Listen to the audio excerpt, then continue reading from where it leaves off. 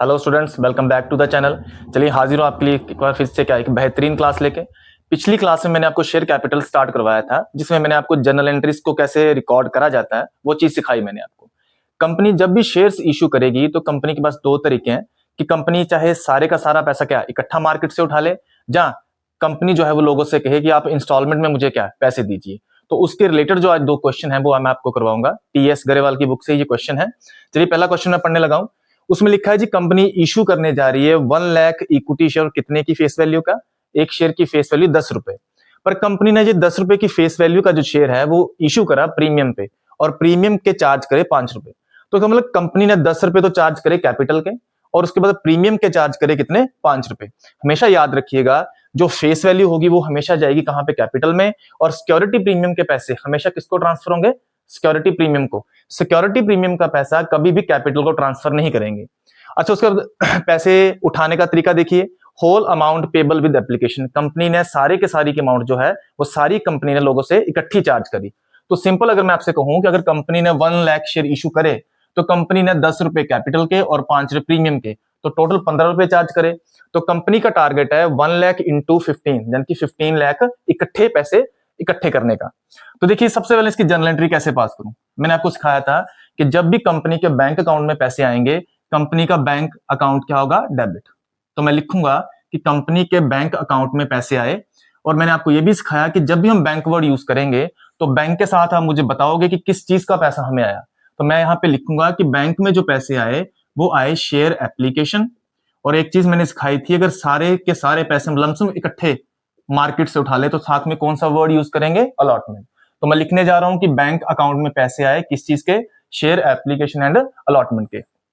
अगर कंपनी ने 1 lakh share issue करे हैं तो कंपनी ने टोटल चार्ज करे हैं 15 रुपए। तो 1 लाख इंटू 15, तो इसका मतलब कंपनी के बैंक अकाउंट में जो अमाउंट आई वो कितनी आई? 15 लाख। अब कंपनी क्या करेगी? ये शेयर एप्लीकेशन एंड अलॉटमेंट का जो पैसा है वो नेक्स्ट एंट्री में उठाएगी। कहां से? शेयर एप्लीकेशन एंड अलॉटमेंट का जो 15 लाख था वो उठाया, और वो ट्रांसफर करेंगे हम क्या? शेयर कैपिटल में। अब आपको रूल पता है कि सिक्योरिटी प्रीमियम का पैसा कभी भी कैपिटल को ट्रांसफर नहीं किया जा सकता। तो इसका मतलब मैं क्या करूंगा कि जो कैपिटल वाला पैसा वो कैपिटल में ट्रांसफर, और जो सिक्योरिटी प्रीमियम वाला पैसा है वो कहां पे? सिक्योरिटी प्रीमियम पे। और हमेशा याद रखिए, यहां पर मैं शेयर कैपिटल वर्ड यूज करूंगा। अगर प्रीमियम है तो वो हमेशा उसी के साथ आएगा। कहने का मतलब, अगर कैपिटल क्रेडिट है तो हमेशा सिक्योरिटी प्रीमियम भी क्या होगा? क्रेडिट। तो मैं क्या करूंगा, मेरे पास थे 1 लाख शेयर, और मुझे पता है कि फेस वैल्यू जो है वो कैपिटल की वैल्यू कितनी थी? 10 रुपए। तो 1 लाख इंटू 10 लाख जाएंगे किसमें? कैपिटल में। और 1 लाख शेयर्स पे, एक एक शेयर्स पे प्रीमियम चार्ज करा गया 5 रुपीज। तो 1 लाख इंटू 5, तो सिक्योरिटी प्रीमियम में कितने पैसे चार्ज करे? 5 लाख। तो हो गया सिंपल तरीका कि जब लोगों ने डिपॉजिट करवाए तो पूरे 15 रुपए जमा करवाए, bank account debit to share application allotment. फिर उसके बाद मैंने एप्लीकेशन अलॉटमेंट का पैसा उठाया, जितना कैपिटल का बनता था कैपिटल को ट्रांसफर करा, जितना सिक्योरिटी प्रीमियम का बनता था उतना सिक्योरिटी प्रीमियम को ट्रांसफर करा। तो ये आ गया हमारा जब इकट्ठा कंपनी क्या उठाए? पैसा मार्केट से उठाए। अब मैं आपको करवाऊंगा कि जब कंपनी इंस्टॉलमेंट में क्या लोगों से पैसा इकट्ठा करेगी। उसके लिए पहले देखिए सम पढ़ते हैं। इसमें लिखा है जी, कंपनी जो है वो इशू करने जा रही है 10,000 शेयर, और एक शेयर की फेस वैल्यू कितनी है? 25। और पैसे मांगने का तरीका देखिए, 5 मांगे गए एप्लीकेशन पे, 10 मांगे गए अलॉटमेंट पे, और इंक्लूडिंग प्रीमियम। तो याद रखिए ₹5 ऑन क्या? First call. और मैं आपको यहां पे लिख दूं कि जो प्रीमियम है वो कितना? 5 रुपीज है। प्रीमियम कंपनी ने चार्ज करा कितना? 5। तो इसका मतलब ये हुआ कि अगर कंपनी ने 10 रुपए अलॉटमेंट के मांगे तो उसमें 5 रुपए क्या? प्रीमियम है। तो इसका मतलब 5 प्लस 5, 5 कैपिटल के और 5 किसके? प्रीमियम के। अच्छा, 5 मांगे गए फर्स्ट कॉल पे, और उसके बाद जो बैलेंस बचा उसकी 2 कॉल्स और करी गई। इसका मतलब इस बार फर्स्ट कॉल तो है, लेकिन फर्स्ट कॉल के बाद 2 कॉल्स और हैं, यानी कि एक सेकंड कॉल है, और सेकंड कॉल के बाद क्या? फाइनल कॉल भी इसमें करी गई। और इसमें टाइम पीरियड जो था वो था 3 मंथ का, यानी कि 3-3 मंथ बाद हमने क्या? फाइनल सेकंड और फाइनल कॉल मांगी होगी। अच्छा, all the shares were applied and allotted. सभी के सभी शेयर अप्लाई हो चुके हैं, शेयर अलॉट भी हो चुके हैं। ऑल द मनी रिसीव्ड, सारे के सारे पैसे भी आ चुके हैं, लेकिन except the second and final call. इसका मतलब एक सेकंड कॉल पे और एक फाइनल कॉल पे 200 और 400 शेयर्स पे हमें पैसा नहीं आया। तो पहले इसकी मैं एक छोटी सी समरी बनाऊंगा ताकि आपको करने में बिल्कुल आसानी लगे। सबसे पहले मैं लिखूंगा कि कंपनी ने एप्लीकेशन पे मंगवाए कितने, 5 रुपए। अच्छा, अलॉटमेंट पे जो मंगवाए गए टोटल 10 हैं, तो बताइए मुझे 5 कैपिटल के और 5 किसके, प्रीमियम के। अच्छा, फिर फर्स्ट कॉल पे मंगवाए गए फिर से क्या, 5 रुपए। तो याद रखिए इन्होंने उसके बाद बोला फर्स्ट कॉल के बाद कि उसके बाद 2 कॉल्स हैं, तो इसका मतलब एक सेकंड कॉल होगी और सेकंड कॉल के बाद क्या, फाइनल कॉल भी होगी। तो मुझे बताइए टोटल हम इकट्ठे करेंगे, फेस वैल्यू कितनी, 25। प्रीमियम के अलग से, कैपिटल में कभी भी क्या प्रीमियम नहीं चार्ज करेंगे, तो कैपिटल के तो 25 इकट्ठे करने ना हमने। तो कैपिटल के 5 आ चुके हैं किसमें, एप्लीकेशन में, 5 आ चुके हैं अलॉटमेंट में, 5 आ चुके हैं फर्स्ट कॉल पे। तो इस हिसाब से कैपिटल के कितने इकट्ठे हो चुके हैं, 15। इसके बाद हमने टोटल लिखा कि हमने 25 इकट्ठे करने हैं, तो 25 में से 15 तो आ गए, अब बचे कितने, 10। तो उन्होंने कहा जी 10 की जो है वो 2 इक्वल जो है वो अमाउंट कर देना। तो 10 को अगर 2 हिस्सों में बांटा जाए तो फिर 5 ही आएगा फर्स्ट कॉल में, अपना सेकंड कॉल में, और 5 ही किसमें आएगा, फाइनल कॉल में। अच्छा, फिर उसके बाद उन्होंने कहा जी सभी के सभी शेयर अप्लाइड भी हो चुके हैं, अलॉटेड भी हैं। कहते सभी सारा पैसा भी आ चुका है, लेकिन कहता है एक सेकंड कॉल और एक क्या, फाइनल कॉल। कहता सेकंड कॉल पे रिस्पेक्टिवली, सेकंड कॉल पे 200 शेयर्स के ऊपर पैसा नहीं आया और फाइनल कॉल पे 400 शेयर्स के ऊपर। तो इसका मतलब मैं यहां पे लिख देता हूं कि यहां पर 200 शेयर्स का पैसा नहीं आया और यहां पे फाइनल कॉल पे कितना, 400 शेयर्स के ऊपर पैसा नहीं आया। अब इनको मैं रिकॉर्ड करूंगा एंट्रीज को, तो फिर से वही चीज, सबसे पहली एंट्री, जब भी कंपनी शेयर इशू करेगी तो इस समय कंपनी को कोई पता नहीं है कि कौन अप्लाई करेगा या नहीं करेगा, तो कंपनी सबसे पहले क्या चेक करेगी, अपना बैंक अकाउंट। और हमेशा याद रखिए जब भी मैं बैंक अकाउंट जिस मर्जी एंट्री में लिखूंगा, आप हमेशा मुझे बताओगे कि इस बैंक अकाउंट में एप्लीकेशन का पैसा आया, अलॉटमेंट का, फर्स्ट कॉल का, सेकंड कॉल का या फाइनल कॉल का। बैंक के साथ अब आप कैपिटल वर्ड यूज मत करिएगा। तो सबसे पहले मैं लिखने जा रहा हूं कि बैंक अकाउंट में पैसे आए, किस चीज के पैसे आए, शेयर एप्लीकेशन के। तो खुद देखिए कंपनी ने इशू करे हैं 10,000 शेयर्स। कंपनी इशू कितने कर रही है, 10,000 शेयर्स। और सबसे पहले 10,000 शेयर्स के ऊपर एप्लीकेशन मंगवाई गई कितने, ₹5। सो 10,000 इंटू 5 कितना हो गया, 50,000। तो सबसे पहले कंपनी के बैंक अकाउंट में जो अमाउंट आई वो आई 50,000 और किस चीज की आई, एप्लीकेशन की। फिर से वही चीज नेक्स्ट एंट्री में मैं शेयर एप्लीकेशन का पैसा उठाऊंगा और ट्रांसफर करूंगा कहां, अपनी शेयर कैपिटल। तो 50,000 आया था, तो 50,000 मैंने एप्लीकेशन से उठा के कहां ट्रांसफर करा, कैपिटल में। तो मेरा ये एक पोर्शन हो गया किसका, एप्लीकेशन का।